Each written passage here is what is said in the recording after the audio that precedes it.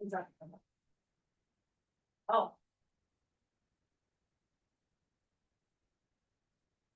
Okay. Is it ready? Yeah. Yeah. Calling to order the regular meeting of Monday, December 15th, 2025, 5 p.m. The adoption of the agenda. Any additions? Deletions? I do have a deletion, Mayor Sherman, please.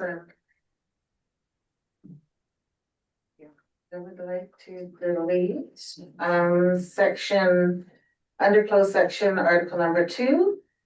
So the closed section is, 13, closed section number 2, Zagatella Friendship Society, and I'd like to withdraw that due to a procedural matter related to our bylaw 2174, procedural meeting procedures.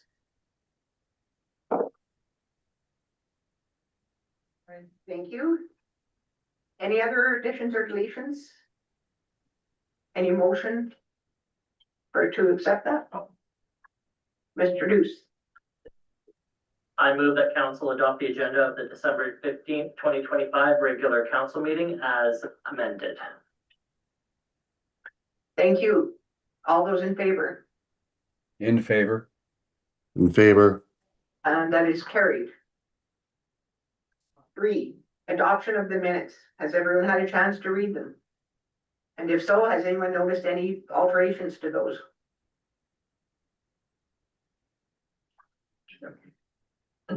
Councillor Forsyth. I move that council adopt the minutes of the December 8th, 2025 regular council meeting as presented. Thank you. All those in favor? In favor. Favor. And that's carried. Number 4, public hearings. We have none. And number 5, delegation presentations. We have Lacey Blair, Sergeant Lacey Blair with us from the Peace River RCMP with her Q2 report. Welcome, Lacey. Thank you.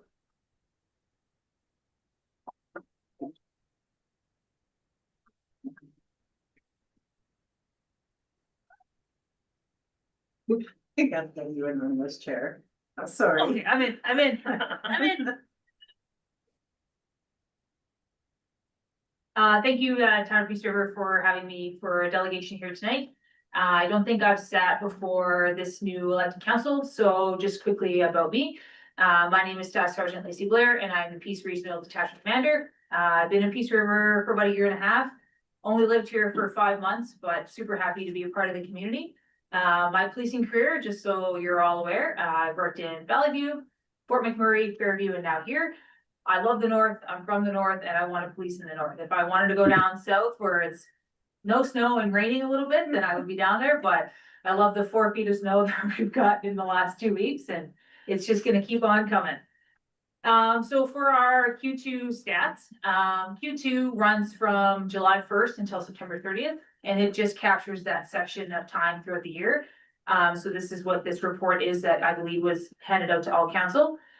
Some increases that we had in Q2. We did have a homicide in the town of Peace River in August of this year, so that's offenses related to death went up there. Other things that have increased, criminal harassment complaints, which are generally people who are harassing phone calls, following people around town. Those complaints generally go up and down, they fluctuate throughout the year. Mischiefs to others, which is different than a mischief to a property offense. Mischief to others is people obstructing the lawful enjoyment of a property, inside or outside. Those kind of went up 1 notch this quarter. Is pretty standard, nothing too crazy there. Biggest increase that we had in the quarter was failed to comply with breaches. Over the course of the summer, we implemented enhanced shifts in the town of Peace River surrounding areas to target prolific offenders. Those are individuals that have a long, extensive criminal history, criminal offenses, are in and out of jail. I'm sure bail release or catch and release is not a new topic here for council. So we really tried to focus on those individuals to catch them on breaches, failing to comply with their conditions, house arrest, curfew checks. Those are things that we focused on over the summer and into the winter months. So that's why we had a big increase there, which is good to see for our stats. Other than that, things have been pretty status quo over the summer into the early fall there. I do contribute that to our working partnership with your Director of Protective Services and your CPOs. I think Danny and I meet probably weekly when I'm not running out of the office avoiding him sometimes. So we have a very close working relationship. We've met your new CPO. They're in the office quite regularly, and we do have that working relationship where they've taken a lot of things off of our plate. So we do appreciate that to give us the time to focus on more criminal code matters in our community and surrounding areas. As for our other stats, things for this quarter aren't out of the norm. They're pretty standard for what they've been for the last couple of years, as you can see in the reports. Generally, 2020, 2021, we don't really use those stats to kind of help with what we have now. Obviously, COVID years played a big factor into a lot of different things. So we kind of cut those out. We focus more on 2022, 2023, and you can see across the board, things are pretty even.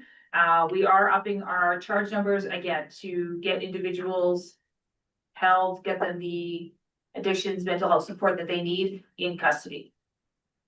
Anybody have any questions? I generally just kind of ramble, so if you need me to stop, just let me know. Anyone with any questions? Anyone online with any questions? No, I'm good, thank you. I see none. Same here. You're lucky. Oh. Did I hear somebody there? I said same as, so I have no questions. Okay, Councillor Deuce. Thanks for your report. One thing I just noticed here, you had mentioned that in priority number 2, that there were 54 calls for service and only 5 resulted in charges. Can you speak a little bit about why that is such a big difference? And why you made 54 calls, but only 5 of them resulted in charges late? Sorry, what are you referring to? Priority number 2, property break and enter.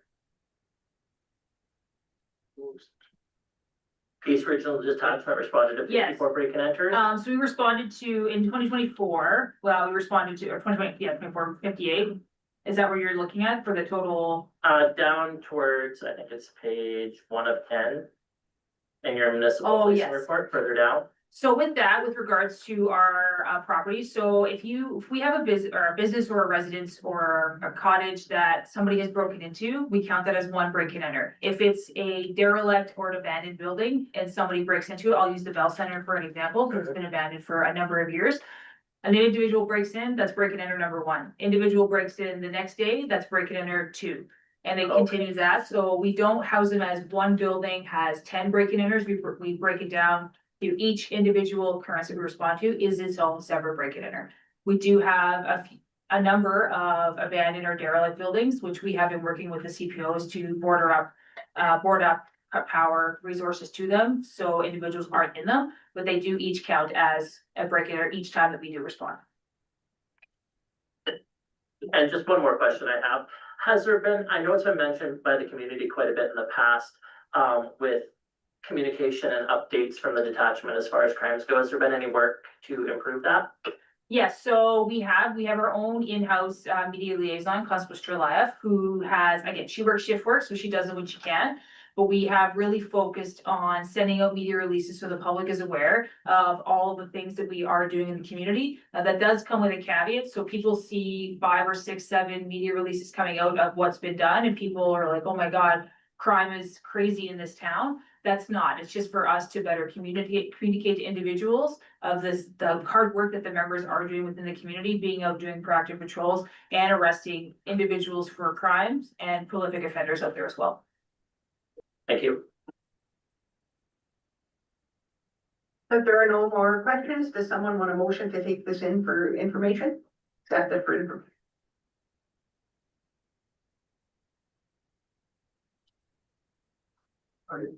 I move that we accept the information for the presentation for information. Thank you. Okay, thank you. Thank you. All those in favor? And In that's carried. favor? Thank you. Thank you. I got off easy this time. This time. Well, I wish you all a Merry Christmas and a Happy New Year. And stay warm and drive safe out there. Yeah, thank you. Thank you. Bye, Lacy. Next up, bylaw readings. Number one, bylaw number 2185, utilities rate bylaw for 2026 with Miss Jada.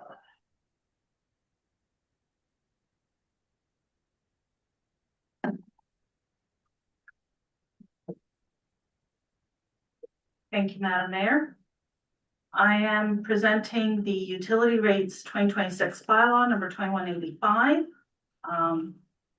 With regards to this bylaw, the town has a goal of having the water, wastewater, stormwater, and solid waste funds be self-liquidating, where property tax would no longer support future operating and capital expenditures. Moving to a user pay full cost recovery model for our utilities. And while there is significant overlap between the taxpayer and utility customers, the two groups are not identical. So with the model, we engaged Intergroup in 2023 to develop a water rate model for us. And the model computed that the town was significantly under collecting both water and wastewater revenue. For 5 years, it was calculated that water would have to increase by 9.7% and sewer by 10.1% over 5 years. At the December 8th, 2025 meeting, council expressed concern regarding the increase in utility rates, noting that while council recognizes the importance of cost recovery, they also wanted to balance the impact on ratepayers and their cost of living. So the bylaw was amended to include a 5% increase for water and a 10.1 increase for wastewater rates. And so the bylaw as drafted includes those rates where you've got residential customers using 15 cubes of water would have an increase of $9.10 a month. The small commercial with 36 cubes would have an estimated increase of 17.85. The medium commercial one would have a 51 and 11 cent increase.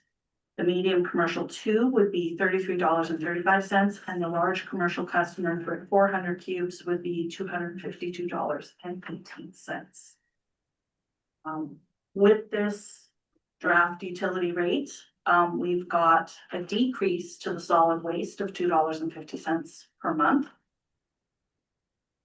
And so I bring this before you with option 1 being that council provide third reading to bylaw 2185 as presented, where it would move us towards the full cost recovery model on sewer in 5 years and approximately 10 years for water.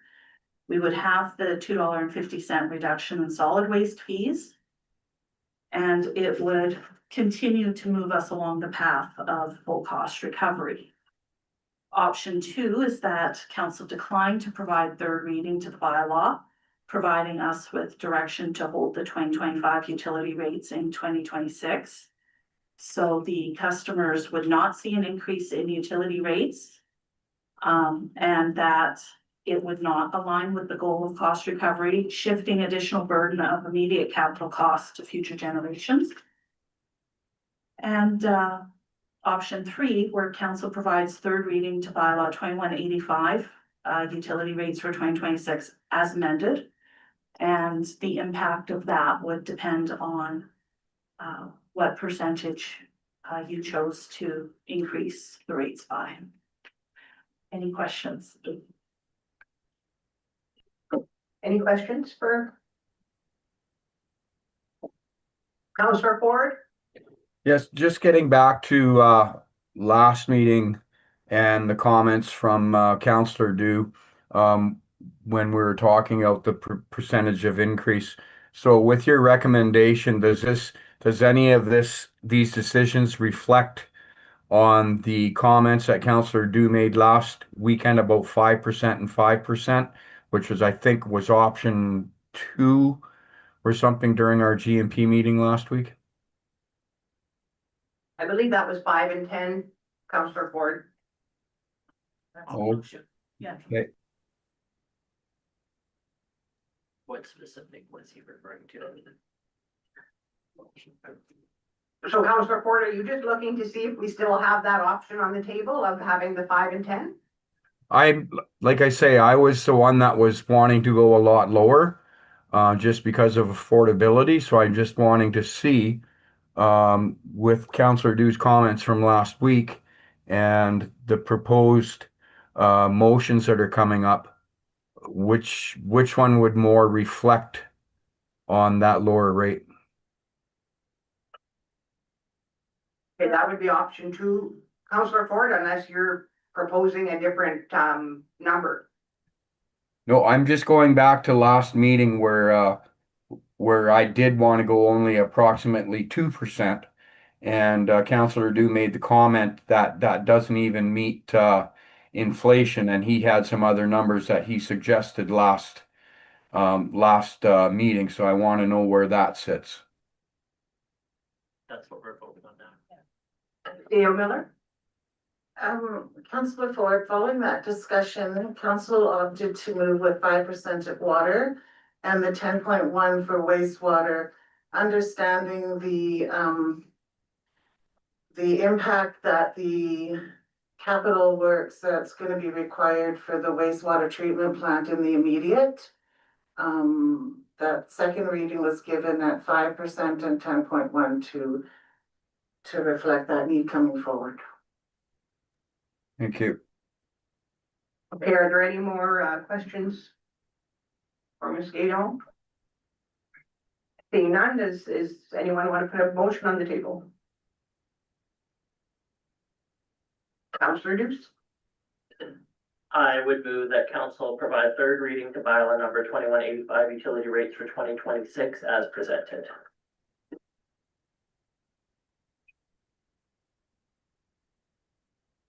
Are there any other questions or discussion on it? Okay, all those in favor?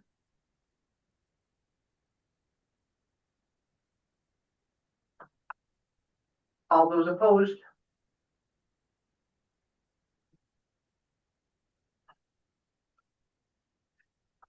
So that was defeated. I do have a question though.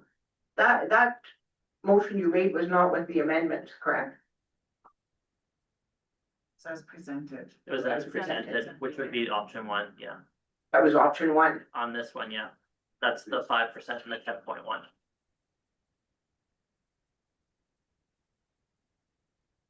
Correct? Yeah. Yeah, that is correct.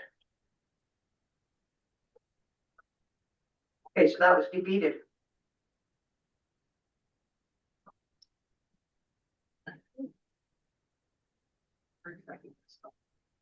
Madam Mayor?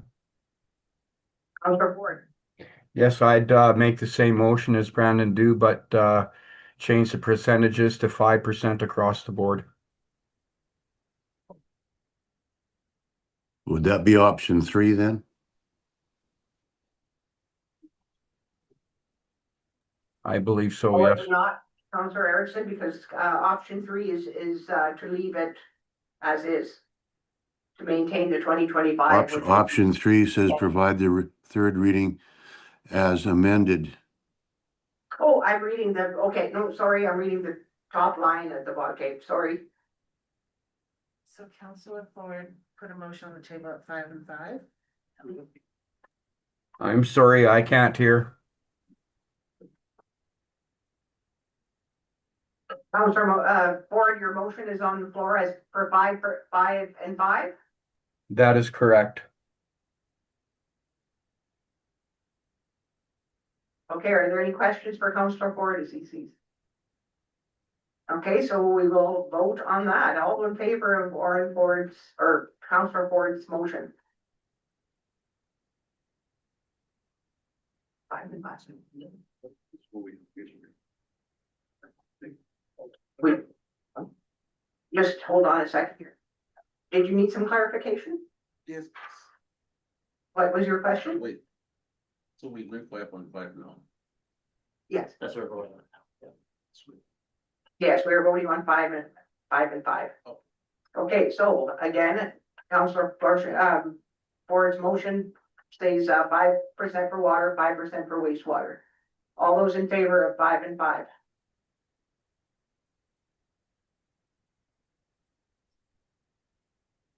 And that motion is passed. So it'll be decreased from 10 and 10 to 5 and 5 for the year 2026.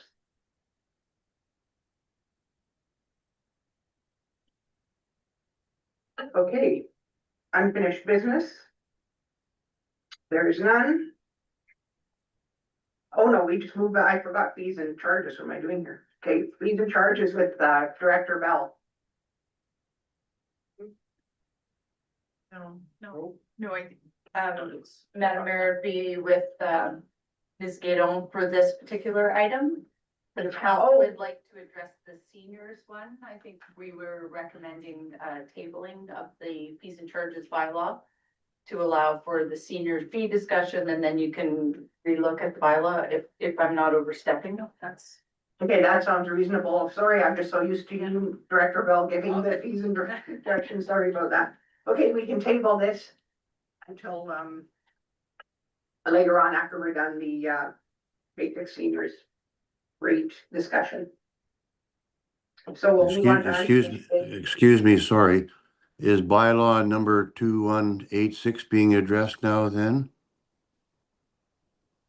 No, we have Fees and tabled that because charges? we have a discussion on the seniors fee discounts or discussion, and then we're gonna go back to it once we have that Okay, discussion. thank you.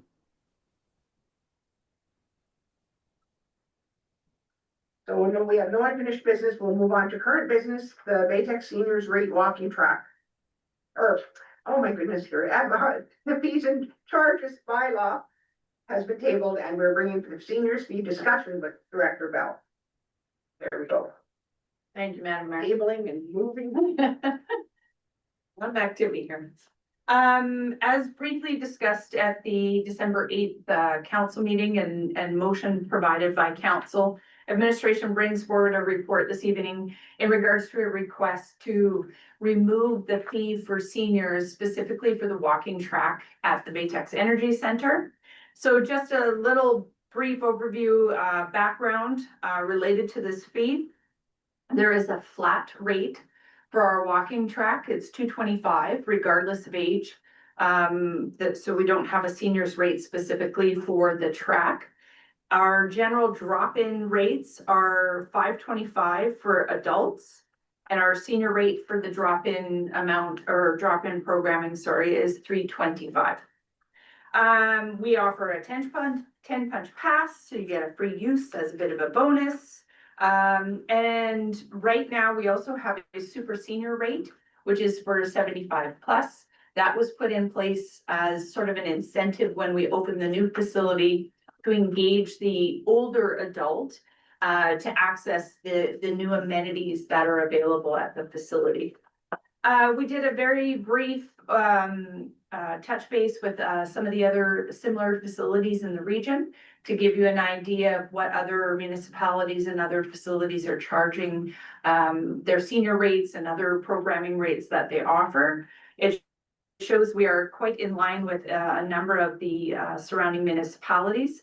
For example, Grimshaw's drop-in programs are similar to ours, but their track use is slightly higher at $3. We unfortunately do not have statistics related to the number or sort of the age category of our track users, as it's a flat rate at $225. We aren't taking any statistics right now based on the age of the user. I give you a brief summary of the total users for the walking track only, just there for your reference. In addition, we do know who the super seniors are though, because they're identifiable. And right now we have approximately 10 users. There's a variation there. The Community Services Board did have a discussion in relationship to this particular topic. We did not have quorum at our last meeting, but the general consensus was the board was in favor of providing free drop-in programming time slots or timeframes that would be available for free specifically for seniors. We would look at creating that timeframes to offset So they wouldn't be the same times as, for example, Grimshaw's free track use in Grimshaw. We'd like to offset and not compete for the same time frame. I also provide some pool statistics, and the rationale behind this is to give you a fulsome picture of how seniors utilize our facilities. We do get a lot of requests of the super senior, why can't that be applied to other facilities? But as you can see, our stats at the pool are fairly significant for our senior population utilizing that facility and could impact revenue possibilities there. So I do provide council, of course, a number of options. The first one is creating that free entry rate, or eliminating the rate, as it were, for a senior for the track only.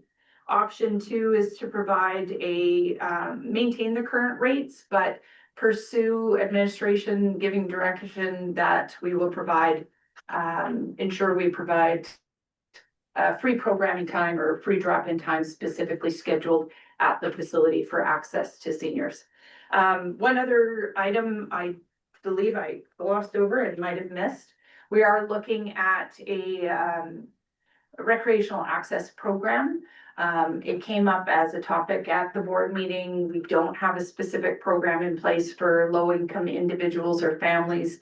We have a scholarship program which does offer some access, but we could apply the same concept to seniors.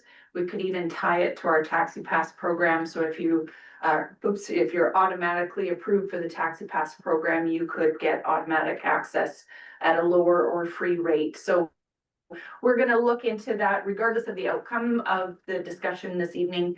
We are going to look at that program because it is something that we've been contemplating for some time. So this was just another trigger to take a look at offering that as an additional service to the community. Questions? Anyone have any questions for Director Bell? Councillor Dukes? So just a quick question, would it be possible going forward for the next year, so we have the data for next year's fees bylaw, to track how many people are over the 65 category? Yes, if we did a free drop-in time, we would have those stats. Plus, we could also include a optional, if the client so chooses, provide us with their age category they would fall into, so that we could take some better stats and have some more fulsome data to bring back to council. Thank you. Any questions from those online? Not from myself. Okay, so don't have any other questions? I hear. Do I hear Councillor Erickson, or did we lose him? No, I'm still here.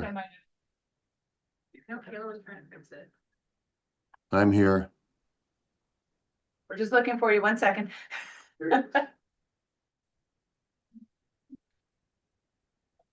Stuart lost him completely. I didn't do it.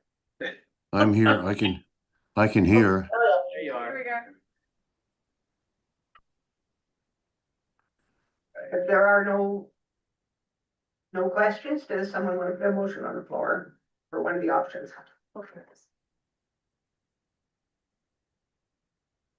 Sorry, did I do that earlier? Councillor Dukes?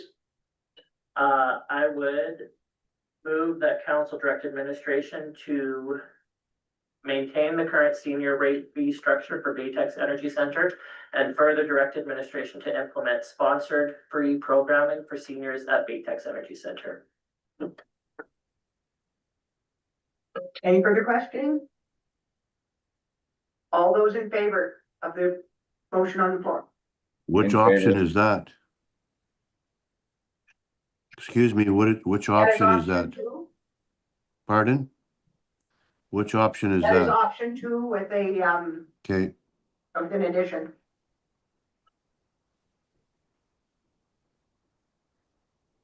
Are you understanding the motion?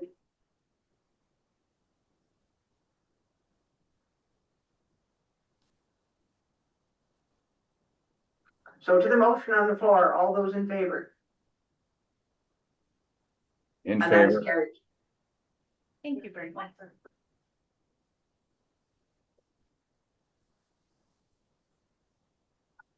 So now we will go back to the fees and charges with Ms. Gadol.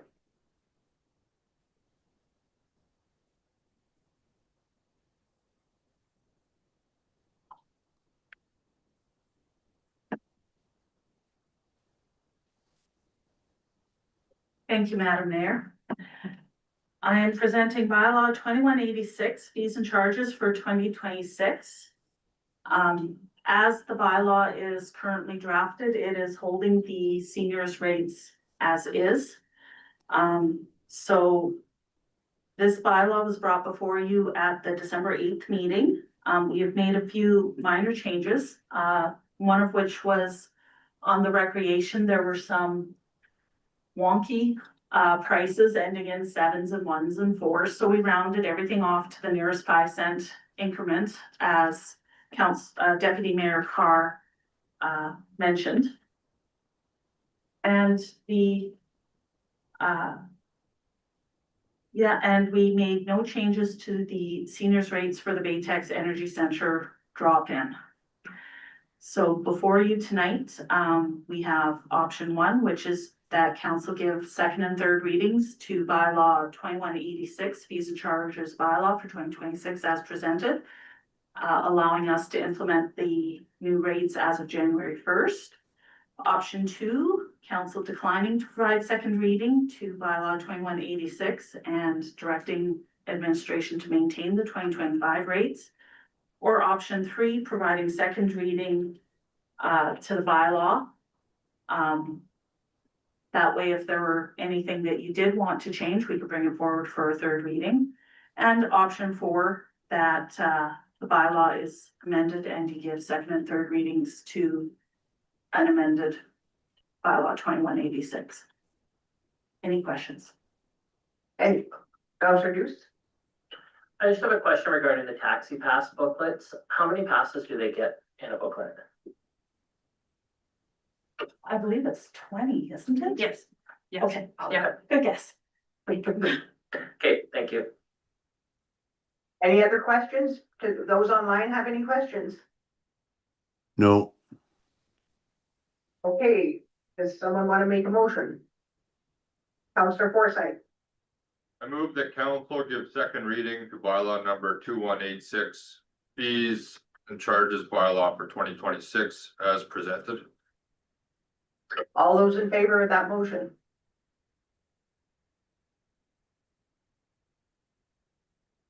And that is carried.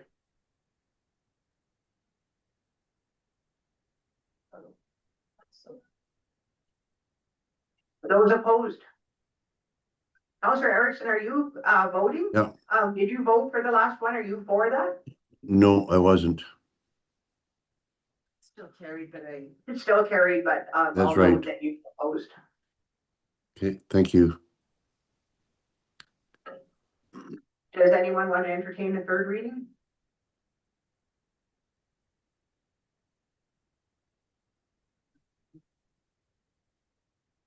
I move that council give third reading to bylaw number 2186, fees and charges bylaw for 2026. All those in favor of that motion? And that is carried.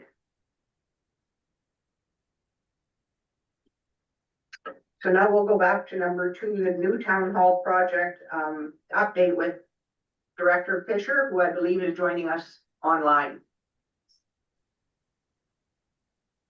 Yeah, I am.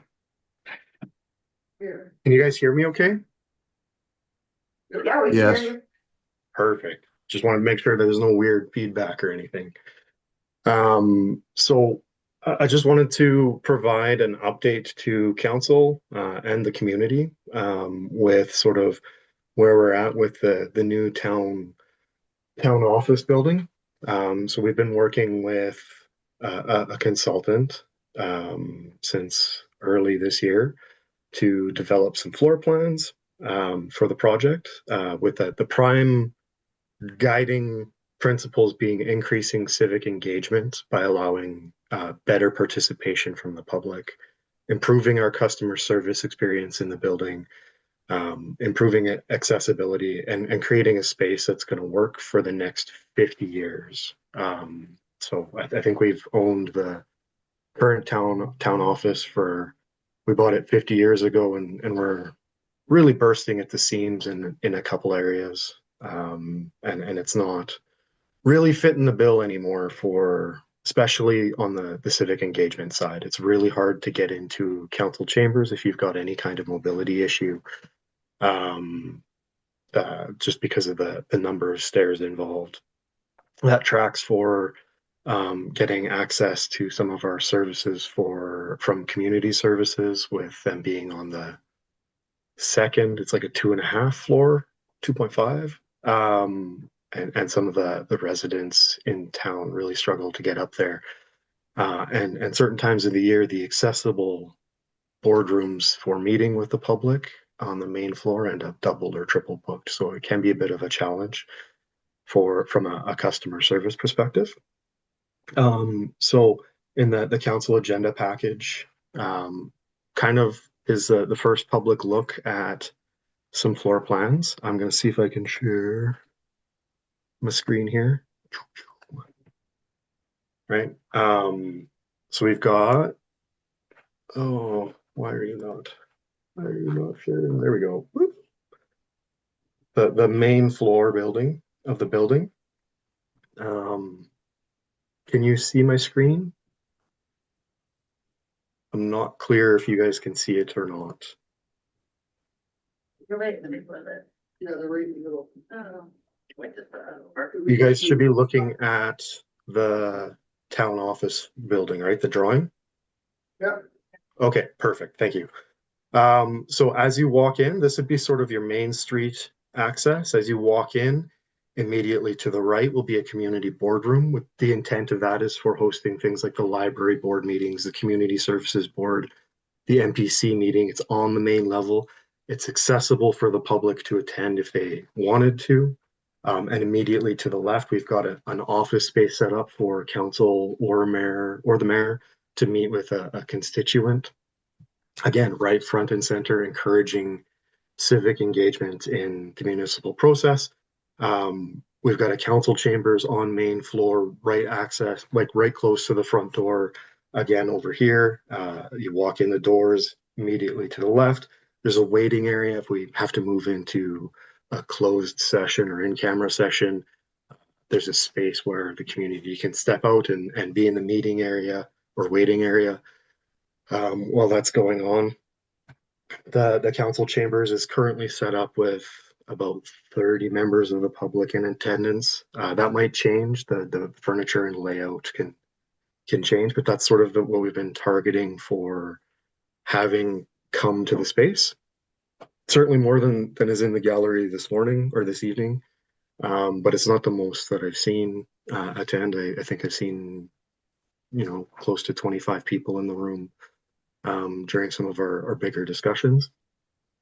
A lunchroom that does double duty for counselors if we have to recuse themselves for any pecuniary interest. So they have a space where it is separate from the public if we are having any kind of contentious issue going on.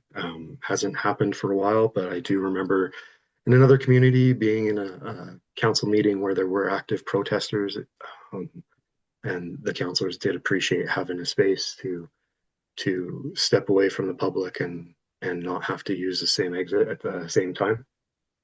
A front cash area with a much nicer waiting room, and certainly more, again, customer service focused. We're trying to open ourselves up and be more accessible to the public in a reasonable way. There are some conversations that do happen at the front counter relating to taxes or accounts that are in arrears.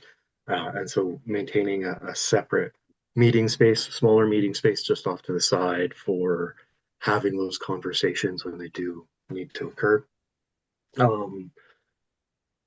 Couple of office changes inside, wall changes, but they're pretty minor. The big things that are required are around these spaces here, the big alterations to make the public spaces more accessible and prominent in the building. On the second floor, we have a second service counter. There is an elevator in the building. It is working. It is off right now because we're not in the building.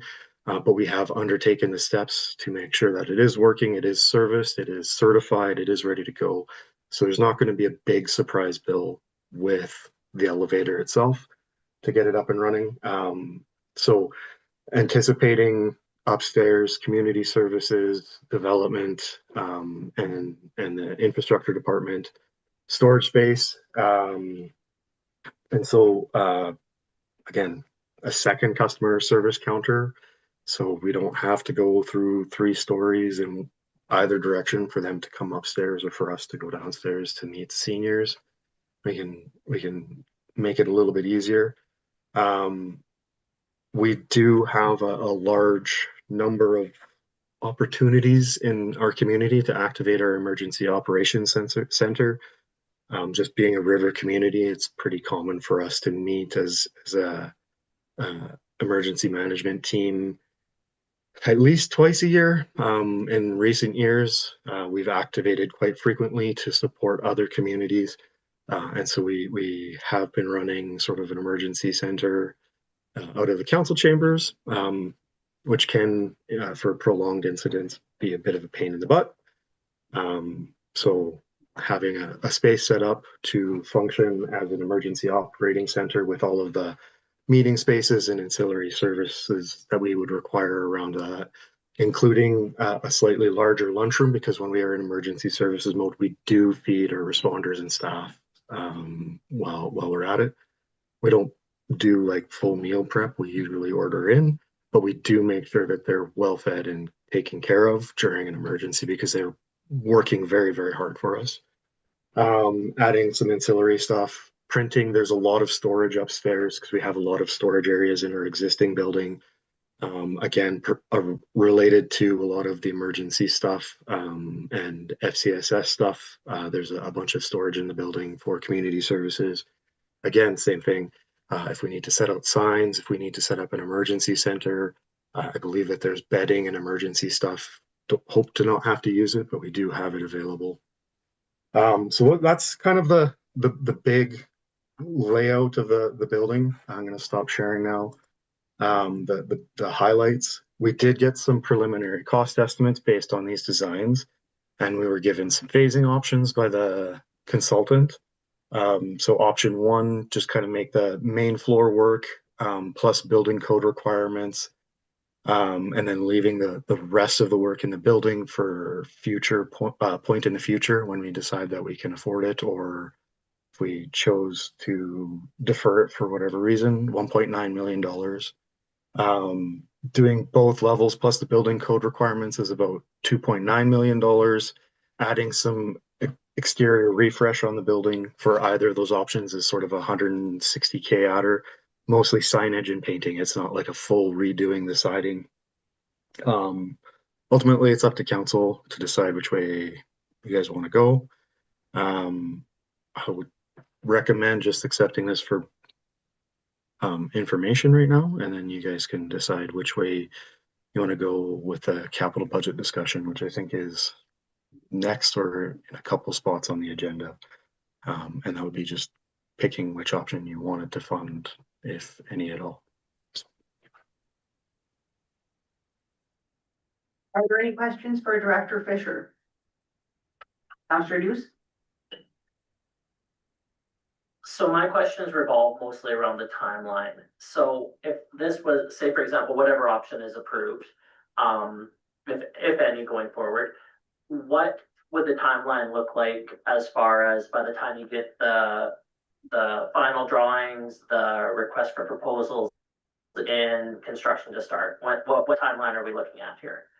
Would we be looking for a summer start or a fall start, or what's your estimate? I think we would be looking for a summer start if we were to go ahead, realistically. Because we still have to go through all of the same permitting processes as well, right? I will probably push to have the permitting process done before it goes to tender, because then it's one less thing for the contractors to have to worry about, as much as we can anyways. With that, I would expect, if I remember correctly, the consultant told us we would probably need almost 12 months of construction, right? When we worked with them, like got the initial construction schedule from them. So I wouldn't be expecting that we'd be moving in until 2027 if we finished it realistically. Thank you. Any questions from online? Counselor Ford? Yeah, just looking at the second floor. So I'm seeing, like I've got a different floor plan blown up that was emailed. So I'm seeing an accessible washroom on the second floor. And then in behind that, looks like there's two public washrooms, male, female. And then a mechanical room. And then on the back side of the mechanical room, I'm seeing another washroom and a shower. Yeah, so all of those spaces are existing.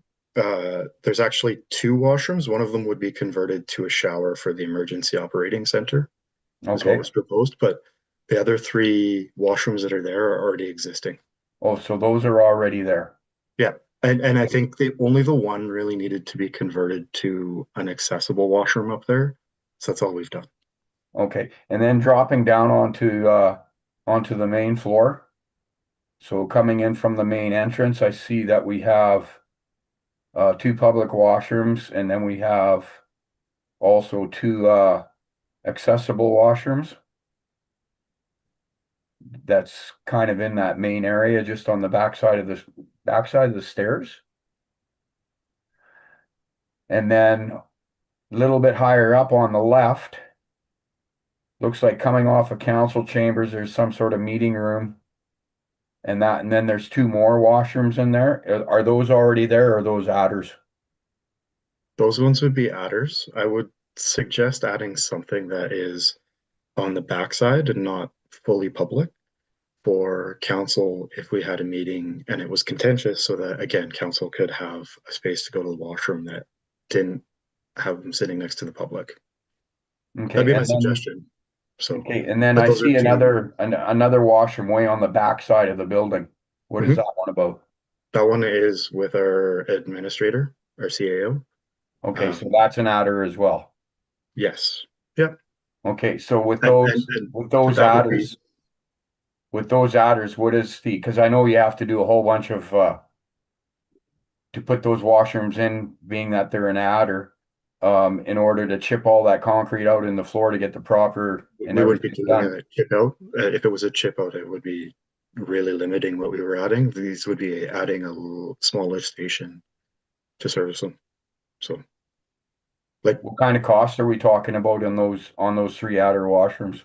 not a lot. That's not the deal breaker here. Okay, So no, just wanted to it's get some going to be numbers. the big wall things and the like adding the fire separations, moving the walls. FFE is quite expensive, like the furniture and furnishings. Yeah.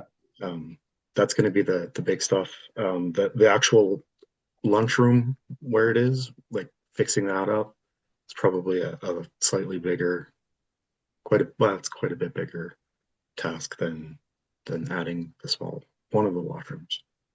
If you were to want to eliminate one, I would suggest one of the council ones. Yeah, I'm curious about cost, about putting in a washroom in the back in the building that doesn't exist. Because that's on the ground floor. That is a feature that is pretty common for most CAOs in Alberta with their office suite. So it is a feature that we have currently. Sorry, I couldn't hear that comment. Oh, I said it is also a feature that we have currently. There's an existing washroom in the CAO's office currently. In the building as it sits. Our new one, or sorry, our existing office. It's a a feature that we already have, and it is a pretty Okay, common no, feature. I'm aware of that. Yeah, so it is not in the existing space, but I don't think that it is a very expensive feature in the grand scheme of fixing up the building. Yeah, I was just curious because I put a washroom in my house on the basement floor, and that it was quite expensive to do adding that extra plumbing, so. We've specifically talked about it. We were trying to avoid cutting concrete here. It doesn't make sense if it's cutting concrete. Any other questions from online? Counselor Erickson, do you have any questions? Not at this time. Okay, if there aren't any more questions, does someone want to make a motion for information? Counselor Forsyth. Yeah, I'll move that council accept this briefing note on the town hall for information at this time. All in favor of that motion? And it is carried.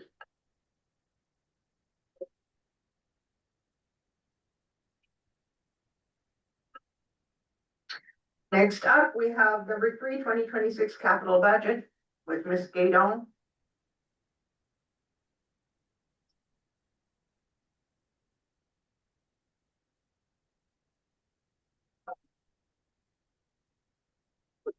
Thank you, Madam Mayor.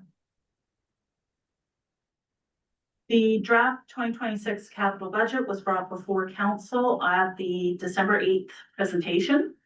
And since then, we have tweaked and made a few adjustments. So the first change is we adjusted the Christmas lights from $50,000 down to $30,000. We removed the used fire engine, but after the discussion, we added a new fire engine instead of buying a used one and then a new one a couple of years later. We put in for a new fire engine, and usually it's a couple of years to get one of these. So for 2026 would be the deposit, and then anticipating that 2027 would be the final purchase of it. We adjusted the town hall renovations from 2.25 million down to $1 million, with the balance budgeted for 2027, again, anticipating that it would be a multi-year project. We removed the demolition of the old forestry building of $450,000. We bumped that into the future as well. And we added a south side land purchase for $200,000 funded by reserves. I believe that was a legacy issue that we are dealing with. With these adjustments, the total capital expenditures for 2026 come to $7,914,000 and are funded $3.995 million out of reserves, tax supported reserves, utility reserves 94,000, LGFF grant, formerly MSI, 2.25 million, CCBF grant, formerly gas tax, $450,000, other grants, $125,000, and tax supported debt financing of $1 million. This budget was prepared anticipating allocations for LGFF and CCBF consistent with prior years, and if there is a difference, we will adjust it out of reserves. So option 1 is approving the capital budget. Option 2 is council may choose not to support the capital budget. And option 3 is council may choose to approve the capital budget as amended. Approving either the capital budget or an amended version of the capital budget will allow us to be in compliance with section 245 of the MGA. And will allow us to tender projects earlier and possibly get better pricing. Any questions? Counselor Ford. Thank you for that. So I'm definitely in favor of not purchasing a used fire truck. We've been down this road before when we were looking at our new aerial unit. So what is the budget number now on that truck? For the engine, I believe just, 600 with 500,000 funded, so are we talking 1,100 or 1.1? we're talking 600,000 for 2026 and 600,000 for 2027. Of that 2026, part of it would be, the 500,000 would be funded by LGFF funding and the remaining 100,000 by reserves. I don't know which way to look. So the total for the purchase that you budget is 1.1. 1.2 in total, 600 one year, 600 the next. Oh, okay. No, I just wanted to make sure that number was there because when we purchased that aerial, it was 2.4 and it was a 2 to 4 year build or a 2-year build. And my understanding is we're not looking for another aerial, we're looking for a engine. It's just a pumper. Yeah, Yeah, it's just a pumper unit. yeah. Okay, no, I'm fine with that number. Thank you. Councillor Deuce? Thank you. My questions revolve around the infrastructure and development. I'm not a big fan of having the Bell Center demolition sitting on there for 1.225 million unless we know what's happening with that as far as insurance goes. I would prefer if that was removed from the budget and then pending what we find out, that can come back to us for a decision in the future. And I had a question about the updated water model and master plan, $125,000. What's that for? Considering that we already have a master plan that we're only 2 years into. We don't have a master plan that we're only 2 years into for the water system, Councillor Deuce. The last water system model that was done was 2011. So what are we operating on now then for the new rates? Sorry, that's the utility model. That's not, Okay. so sorry, in the background of, for us to make decisions on, from an insurance point of view, we have, basically, it's a computer model of, that tells us how much water flows to each area in town. And it's based on pipe and ground, and the last update was 2011. And we've done quite extensive changes. We've added a loop down the west end. We've replaced a bunch of piping, replaced mains and NIRs. We've reconnected major water mains. So it's a update, and it's been on my to-do for a year and a bit. And it's a low priority, but it does set us up for future stuff, especially as we start talking about new development or new residential. I really want to have a better handle on, yes, I can support this from a water servicing point of view, or no, I can't. And it's just water. It is not sewer and storm. That's a different conversation. Thank you. I was under the impression that that was updating our utility rate model. So thank you for clarification. Any other questions? Councillor Ford? Yeah, I'm gonna agree with Councillor Deuce on that Bell Center. I'd like to get some more documentation on that to find out where that building's at. Also, there was a comment on the building on Main Street down by Toronto Dominion. Where are we sitting at that? Is that going to be a town-owned cleanup now, or is that something that we could offer a developer a certain dollar value to get it off of our books, or where are we at with that one? Yeah. Councillor Ford, originally the thought was that we'd put out an expression for interest, basically giving the lot as is with the intent that someone would build on it. But now that I've received a more realistic estimate of what it's going to cost, I'm of the belief that nobody will pay to clean that lot up, that I believe we are going to end up incurring the cost of that. Then once the lot is cleared, we could try to recover either by giving similarly an expression of interest and giving the lot at near nil price, hoping to get development immediately. But I think we need to have the lot cleared before we can move forward. What about offering it to a developer at, let's say, I know we've done this in the past, like for $1 as is, where is, and then you're responsible for the cleanup. Have we looked into that? That's what we were considering, that expression of interest, but I don't believe anybody's gonna pay 120,000 or so to remediate that lot. But I could still, if council so chooses to direct me to put out the expression of interest as it is, I will certainly move forward with that. Or the reason why I bring that up is if a person sells it to a developer for $1 and those costs are 125,000 to mediate, well, that's on their expense. It's nothing that the town has to worry about recuperating because we've already gotten rid of the property to that developer at that low rate. Council wants to give me direction to do so, I will. I'm not certain that we'll get any interest, but I certainly will go through the motions and see what happens if a motion of council would like to direct me to do so. I agree with that proposal as well. Counselor Deuce? Just a comment on that.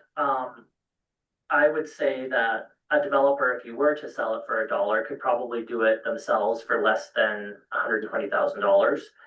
The only issue that I see is that if they can't, you're not gonna get any bids because the average town lot is $60,000-$80,000 roughly for a lot that size, maybe 100. So they're already going to have negative equity in it if they are cleaning that up at $120,000.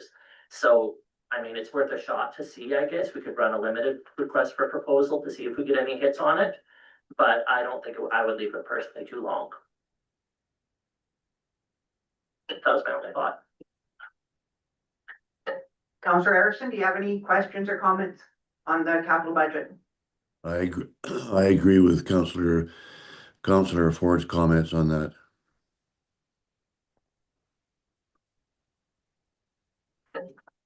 Okay, anybody else? If I don't see any questions, so does someone want to entertain a motion?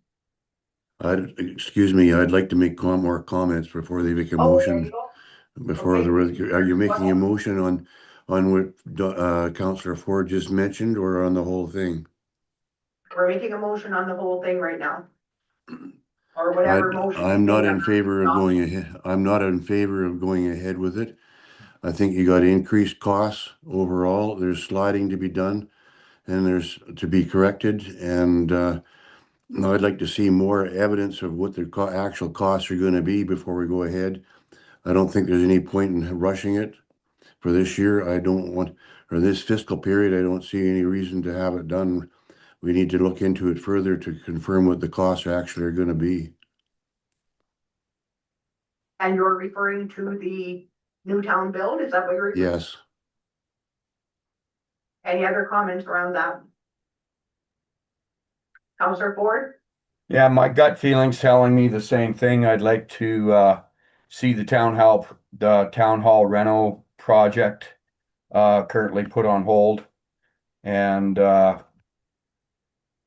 maybe even bring the floor plans back and take another revisit at this in the near future and remove those budget lines for the renos on the town building from the budget. The other question I have is reading the package, there was a $1.25 million carryover that had it was labeled renovations for town hall.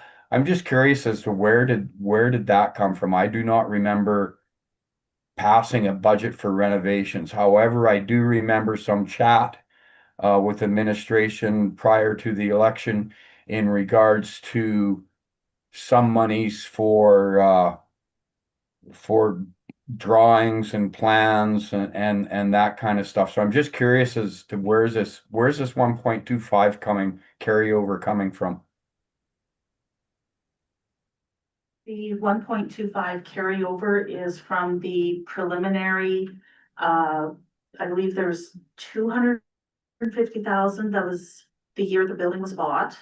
And then for 2025, there was another $1 million, and some of that has gone into things like making sure that the elevator works. I believe there were some boiler repairs, some foundational stuff to get the building up and running. It has not all been spent, but we have used a portion of it to make some of those changes and fix some of those things that we knew needed to be fixed before we could entertain the idea of renovating it into a usable space. Any other questions or comments? Just further to what I said before, like it's the council, I think the people in town are not gonna be overly impressed when they're faced with higher costs for utilities and property taxes. And then all of a sudden spend 3 million plus for that, plus tearing down the Bell Center and doing the burnt lot. I would like to see that postponed for a while. And there, and we need to have the town plans approved as well before as well too.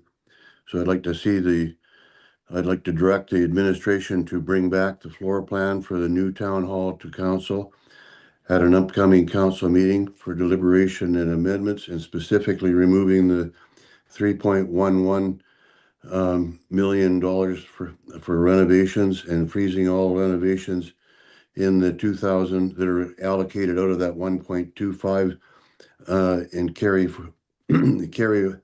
and the carryover, both of which are referred to in the proposed budget, and all renovation be ceased until council approves a renovation budget.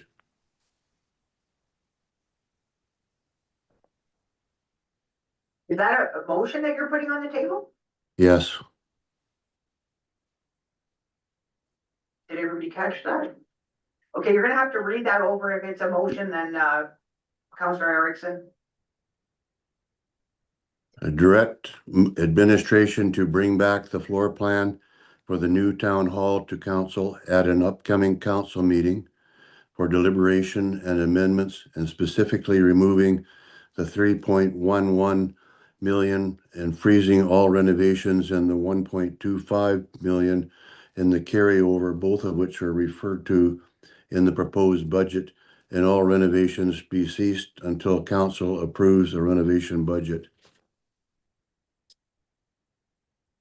So what you're asking for is to pause the project?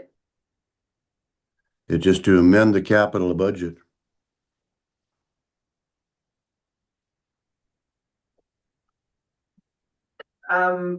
Theo Miller, do you have any input on that? How would you, I'm a little lost here because what we have in front of us is the budget that we're actually. I'm a little lost myself, Mayor Shannon, to be completely honest with you.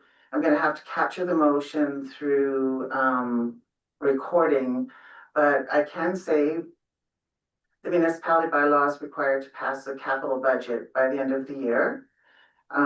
So we either simply do a zero budget, or maybe we can take a pause for 5 minutes till I can even process. This has not happened to me before, and I'm not really sure how to proceed. If I could maybe take a few minutes.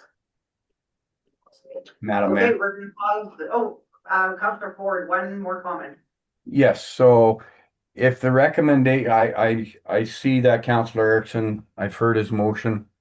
Now, coming out of the capital budget, the recommendation that council adopt the 2026 capital budget as presented and attached here to forming part of these minutes. So if that's the recommendation, and if I'm hearing correctly what Councillor Erickson is saying, can that motion be then that council adopt the 2026 capital budget as amended and attached here to forming part of these minutes? So that would remove the budget implementations for the renos of the 3.11. It would put a freeze on the carryover on any renovations there. And then also Councillor Dew had a comment about removing the monies for until further notice for the tearing down of the Bell Center. So those could possibly be the amendments to administration's recommended motion.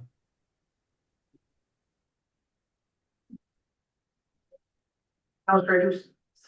Sorry, Oren, were you also, was, I guess, a little bit of discussion about the downtown burnt business demolition as well? Were we going to request that administration put out an RFP? Yeah, I for would that like, part as well? I think, I would definitely like to put the feelers out for that, just to see what's the best bang for the town of Peace River's buck. What's in the town's best interest for that. I agree with Councillor Ford. Theo Miller, do we still need a break?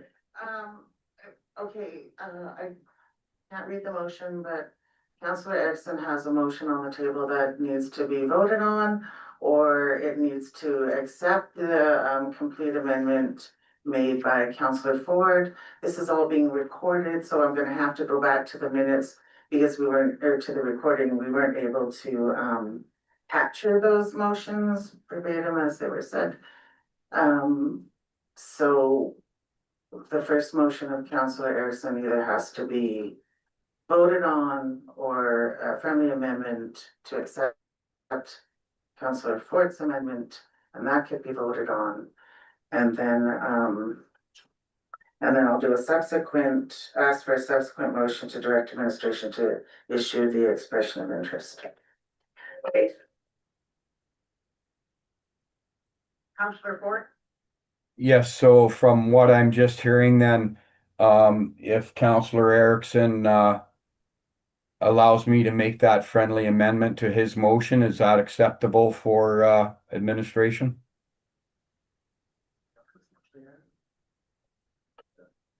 Well, first of all, Councillor Erickson, are you willing to accept the friendly amendment? I'm fine with making that amendment. Okay, he has accepted the amendment, so the motion on the floor is, The motion that I would put on the floor then, Madam Mayor, is that council adopt the 2026 capital budget as amended and attached here to forming part of these minutes, with the amendments being the removal of the budget implementations for the rentals of 3.11 million for the new town hall, as well as the removal of the budget of implementations for the tearing down of the Bell Center, as well as putting out the RFP as a feeler on the Juliet's building downtown. so that can't be. Let me be clear then, it's, just have it, the amendments, that's the removal of the budget items being the renovations to the building at 3.1, the removal of the Bell Center and the Juliet's Place, and I would ask for a separate motion directing the expression of interest if I could, please. Okay, and what about the part of Councillor Erickson's motion, which he accepted the amendment for of the because there's that $1.25 million carryover, which we want, or apparently he wants the renovation stalled. So those monies are still available for floor plans, for that kind of stuff. Councillor Babola? I just want to clarify on this. So if we remove the 3.1 million from the budget, does that mean that nothing is happening to the new building in this year? Because I think we could leave it but not spend it. But if we remove it, then I think that means we cannot spend it. So like bringing back the floor plan to the to council. If the floor plan, if we bring back, we review it and it looks good, but then we've removed the whole money from the budget, that means what then is the point? So if we are taking it out, means there is nothing on that project for 2026, Yeah. right? Okay, I just want to be sure. Councillor Ford? With that being said, council has the utmost right to bring that those numbers back to council at at any time when, there's some other numbers brought forward. So just because think the budgets or those budget numbers are tentatively removed does not mean they can't be brought back in 6 months. So my question then, Mr. Erickson, is what is your intent of your motion? Is your intent of the motion to put the project on hold, or is it just to pause? Like, what is the intent of the? My motion is to put the project on hold until further research is done on what the costs are gonna be. And more information and improving the plans and everything else. It seems to be going in ahead with a bit of a rush, and shouldn't be when you're dealing with such large numbers and in the long range project for it. Director Fisher? Thank you, Madam Mayor. I just want to jump in. I am going to take offense to the fact that you feel like we snuck $1.25 million into the budget, Councillor Ford. That was passed by a council motion on December 9th, 2024, and accepted with the capital budget. This is my first comment. My second comment is that some of that money's been spent. That's what we've used to fix the elevator and do the design work. So if you leave or take all of that money away, some of that expense is sitting there as unfunded expense. So it needs to be dealt with. If the capital project is gone completely, that moves into an operating budget from a capital budget. It needs to be funded by taxpayers. Okay, thank you. I don't remember the 1.25, but if that's the case, when it comes down to paying those bills, and that 1.25 can be removed from my motion.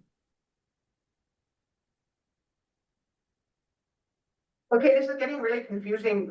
Councillor Ford, one more time. Please read out your friendly amendment to Councillor Erickson's motion. Okey doke. I move that council adopt the 2026 capital budget as amended and hereto forming part of these minutes.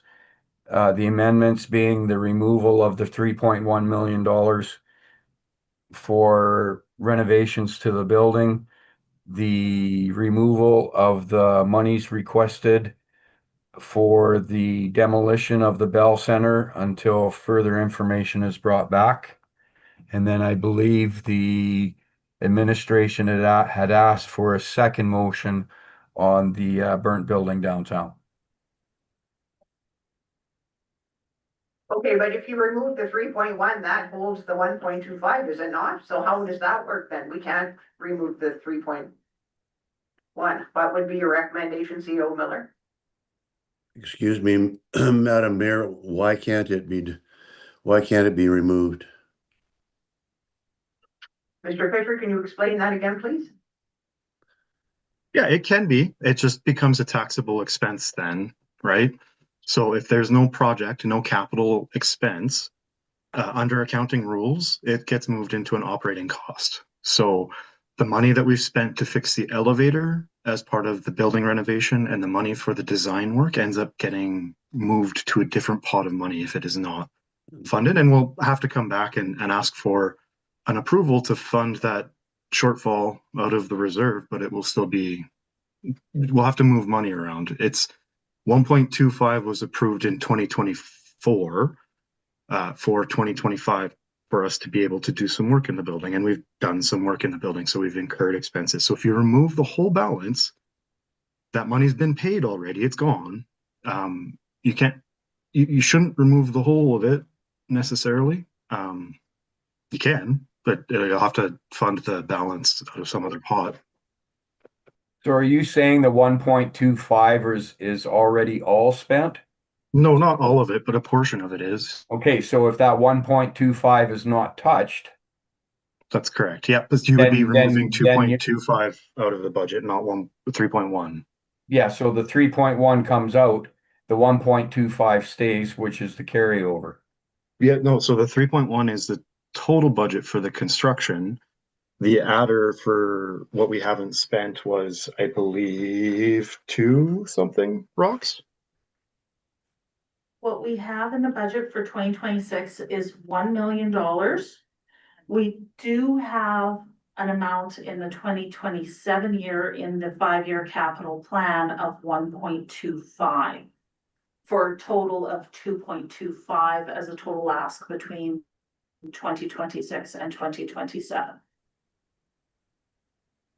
So that $1 million, for 2026 is basically gonna cover what's been done so far then? Wait, That is, 2025, okay. yes. Yeah, yeah, yeah. But 1 million is budgeted for 2026, so that will cover what the 1.25 was meant to cover, like, we'll still, if we leave one in there like it is now. 1.2 plus 1. So you could take out, if you want to pause the 1, but the 1.2, you can't. That's already been We'd like approved. to, Yeah, That's clear now, Yeah. okay, thank you. Yeah. it's the 3.1 that's, throwing everybody off, Yeah. I need to forget that too. yeah. Any other questions? So just to clarify then, if we don't touch the 1.25 carryover, then we're fine. As far as getting those bills paid for what's already spent. That is correct. So the 3.11 can be removed without any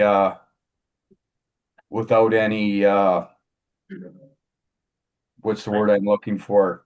Bills that already need to be paid because that was never approved. Produce.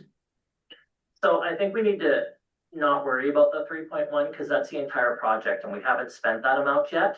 And the 1.25 million is money that was already approved, correct? By past budget. So that amount is already sitting on the books anyhow. The only thing that we're currently worrying about is the new 2026 $1 million, That is correct. correct? Correct. So I think that's the only number that we need to worry about. So we need to take, if you want to pause the project and have it brought back at a different time, we need to not worry about the 3.1. We need to change that to the $1 million that's sitting in the 2026 budget. Because that's the only amount that we're changing. Or that we're affecting, because the other 1.25 has already been approved. Yeah. By past councils. Okay, so that explains things a lot better because I'm just going by the numbers that are in the presentation here. If you look on corporate services page, the pages don't have numbers, but it's the corporate services, you've got the new town hall renovation at 1.25 as a carry forward, which means it was passed by past budgets. And then a new $1 million for 2026. So it's the $1 million that you're looking at taking out of the budget and having brought back at a later date once we have plans and costs. Okay, I see that now. Thank you for that. Yeah, So that would be a friendly amendment to my motion then. With the correct dollar figure numbers. Okay, so now we have a friendly amendment.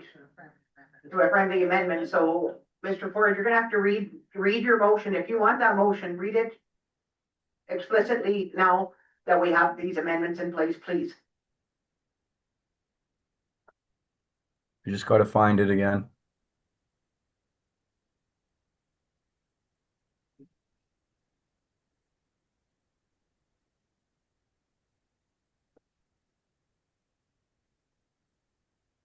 Okay, so the motion would read that council adopt the 2026 capital budget as amended and attached here to forming the part of these minutes. So that's the removal of the 2026 line. I believe Councillor Dew said that was 1 million. Also, the monies asked for the demolition of the Bell Center until we get more information. There we go. Here's the motion on the floor. So are we all clear on the motion or is there any more questions or comments? I thought you mentioned about Juliet Place also. keeping the 120 out of there. Oh, Juliet's place, taking the 120 out of that, Mr. Ford, you left out of your motion? Yes, well, I purposely left that out of the motion because administration asked for a separate motion on that to direct for an RFP. But that 120 still remains on the budget line though, so you'll need to take that off if she's gonna go another route. That would be a question I would, Your amendments. yeah, would be a question that I would ask CEO Miller. Does that Juliet need to be on my motion or a second motion that you requested fine enough? Mr. Ford, that's not what we're talking about right now. What we're talking about right now is you have two amendments on the table. One of them is the demolition of the Bell Center to be removed. Another is the $1 million for renovations in 2026 to be removed. And we need a third amendment to take off the 120,000 off the budget because you are going to make a second motion asking and requesting administration to put that to RFP, which would be a different route. So those are the three amendments you have to add into your motion.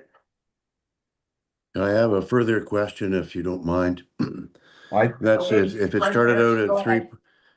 if it started out at 3.11 and there was 1.25 that was already approved, that doesn't leave a million. There's more than a million there.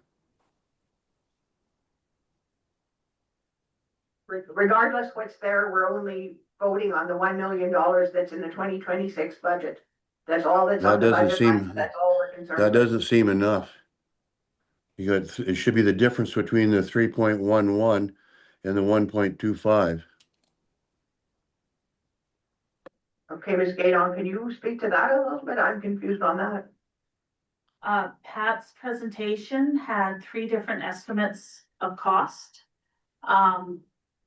We did not know which route council would want to take, so in the capital budget, we put $1 million for renovations in as 2026 town hall renovation costs, with the plan to put in an additional amount for 2027 for the 5-year capital plan. We do not know the exact cost, but we estimated that 2.25 over the next 2 years would probably be enough for renovation of the building. So for 2026, the only new portion of town hall renovation money is $1 million. Correct. Does that make sense to you, Councillor Erickson? Okay, yeah, so then my motion would stand the same as removing the 1 million from the 2026 and the amounts requested for the Bell Center. And the 120, and the 120,000 to take off the line for Juliet's cleanup. Or Mr. Ford, if you're gonna be doing a second motion asking administration to put it out to an RFP, then you need to take in 20 out of there on your amendments. Oh, sorry, you need the Juliet's number removed? Yes, that would be your third amendment. Could you please read that into your motion? Yeah, I can add that into the motion to remove the funds from the Juliet's building. Okay, there we have the motion on the table. My Is everyone apologies, it clear was on the motion? just very, very hard trying to hear. Is everyone clear on the motion? Okay, all those in favor of Councillor Ford's motion of putting the building on hold and taking those numbers out of the budget. All those in favor? In favor? in favor. All those opposed? And it is carried.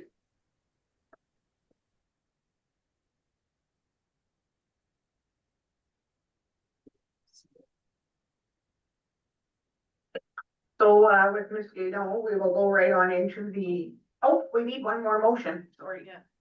Sorry, Mr. Ford, go ahead with your second motion that wasn't included on the agenda. Thank you, Madam Mayor. I put a motion on the floor to direct administration to contact. Can I read a motion proposed? Sorry? Can I propose a motion? Yes, go right ahead, ma'am. To direct administration to issue an expression of interest for the sale and remediation of property known as 134 100th Street. So moved. Okay, all those in favor of the motion? And that is carried. Oh, next up, we are still with Ms. Guédon, and she will now be speaking to the 5-year capital plan. Thank you, Madam Mayor. I bring before you the draft 2026 to 2030 capital plan. The MGA requires that each municipality prepare a written plan respecting anticipated capital projects over the next 5 years. We have prepared such a plan. It is a living document. So it'll evolve as we receive more information and as priorities shift based on need. Approval of the capital plan does not commit council to expending these funds. It is to identify future capital items. And also a lot of funders require that we provide a copy of our 5-year capital plan, so it helps us get various grants. Option 1 is to approve the capital plan as presented. Option 2 is to approve the capital plan as amended.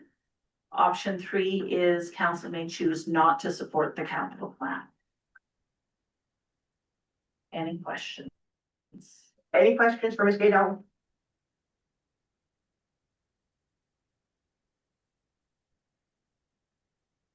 How does that impact? We're changing the plan for 2026 already. Councillor Erickson, what was that?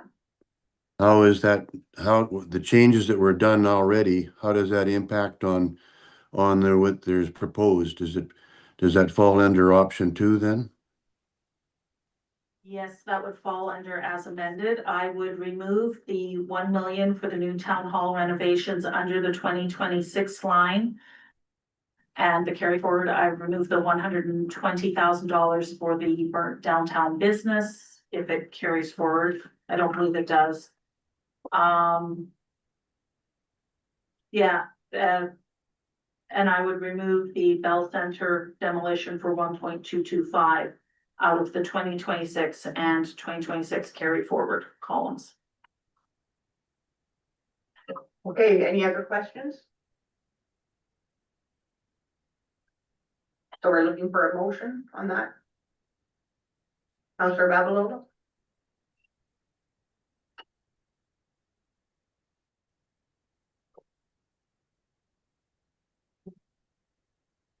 I move that council adopt the 2026 to 2030 capital plan as presented and attached here to, as amended, forming part of these minutes. Okay, motion is on the floor. Any other discussion on that? All those in favor? And that is carried. Moving on to reports. We have an attendance report, Councillor Forsyth, and we have the minutes of the Peace Regional Healthcare Attraction and Retention Committee, which is me. The only thing I have to mention on that is I have ongoing plans for the conference coming to Peace River in the fall, so that's very exciting. If anybody has any questions on that. If not, we could get a councilor to make a motion. Councillor Deuce. I move that council accept reports 9.1 to 9.2 for information. Thank you. All those in favor? And that is carried. Council communication package, are there any questions emerging from there? If not, we'll be looking for a motion on that. Councillor Forsyth. Move that council accept item 10.1 for information. Thank you. All those in favor? And that is carried. We have no notices of motion, correct? No comment from the public. Our gallery is empty. So we'll be moving on to closed session. Can we get someone to move us into closed, please? I can move us into closed session, Madam Mayor. Okay, thank you, Councillor Ford. All those in favor? Thank you. Carried, we are in closed.